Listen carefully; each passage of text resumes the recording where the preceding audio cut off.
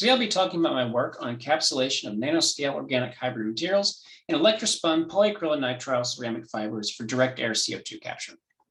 Very brief introduction about the materials that we're using. We're using what's called NOM IPEI, which is a silicon nanoparticle core to which a series of these branched polyethylenamine chains have been ionically grafted. This material is designed for CO2 capture, but it features a couple of drawbacks, namely that the bulk viscosity of NOM IPEI is very high, and so CO2 diffusion through it is very low. Additionally, the very high amine density within the corona means that while it's very good at absorbing CO2, it's also very good at absorbing water, which will increase the parasitic energy consumption during regeneration. So we're hoping to mitigate both of those issues by encapsulating and dispersing NOMs within a hydrophobic polymer network. And those polymers that we're using are polyacrylonitrile, PAN, as the main encapsulation medium, and organopolysilazane, OPSZ, a liquid phase ceramic precursor that forms a very thin shell on the fiber surface upon curing. First, we wanted to see how well we can incorporate NOMs in the fibers, and we did so first by looking at by tagging the NOMs with fluorescein isothiocyanate, allowing us to use confocal fluorescence microscopy to see the pretty homogeneous distribution of NOMs within the fiber cross sections, especially in these regions of beading here. Next, we looked at AFM, atomic force microscopy, and via phase mapping, we can see that in pure pan NOM IPEI fibers, there's regions of inhomogeneity here on the surface, which we attribute to exposed NOM domains interacting with the environment.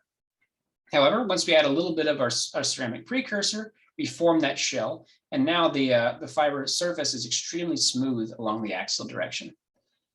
Finally, if we look at the transmission electron microscopy, we see that in the case where all three materials are present, we get the best NOMs dispersion via these small black domains here, as well as the formation of that very thin OPSZ ceramic shell layer. Next, to test the hydrophobicity, we used sessile drop contact angle measurements, and we compared the pure pan and pure pan OPSZ fibers to those where we've added an equal loading of NOM IPEI with respect to the amount of polymer present. And in the first two, they're very hydrophobic, and we can maintain that hydrophobic nature in excess of 140 degrees, all the way up to almost 150 degrees, the super hydrophobicity range, by modulating the amount of OPSZ present. And we can see that we didn't go higher than 30% just due to some beading issues, but we're very, very happy with encapsulating 50-50 NOMs to polymer with at most 30% of pan. We also did a study where we kept the total amount of solid concentration constant, kept the pan OPSZ ratio constant, but modulated how that solid was distributed between pure polymer on the left and pure NOMs on the right. And remarkably, we can see that we can incorporate up to a 4-to-1 ratio of NOMs to encapsulation medium before we lose the hydrophobicity, which has some pretty interesting implications in the future for how we maximize the loading of NOM within the fibers. Finally, to look at CO2 capture, we see that the NOMs are doing the heavy lifting here if we compare fibers without NOMs in the dashed lines to fibers with NOMs. And then when we look at the different types of gases that we can use, pure NOM IPEI, pure CO2 shows us very high capture capacities that are on par or exceeding existing technologies. But when we shift to 400 ppm CO2 to mimic atmospheric conditions, we only see a drop of about a factor of 1.5 to 3, despite the very, very large difference in those two concentrations, telling us that we have very good CO2 selectivity and that we have very promising applications for a proper DAC, direct air capture application. Finally, if we look at